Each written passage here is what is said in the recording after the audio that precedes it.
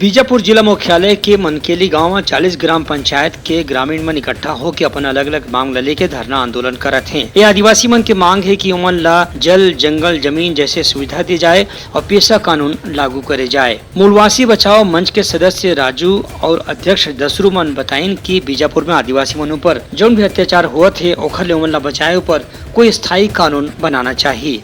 हमारा मांग है, 7 सूत्री मांगों में हम लोग डाले हैं कि बिना ग्राम सभा का रोड निर्माण करना, बिना ग्राम सभा का ये कैंप लाना, ये ऐसे कि गांव वाले या तो हमारे पंचायत के किन्हीं को भी पूछा जाना चाहिए ताकि हम आपके गांव तक का रोड लाया जा रहा है तो उसके लिए क्या किया जाए। हमारा धरना स्थल में तो शासन प्रशासन से अभी तक ये जो हमारे मांगे का नतीजा नहीं है।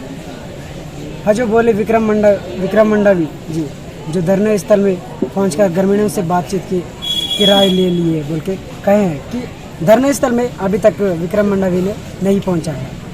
और साथ ही साथ ये जो हमारा मांग है जो शासन प्रशासन के साथ हम कई बार हम ज्ञापन के माध्यम से हमारे मांगों को सौंपाया गया है।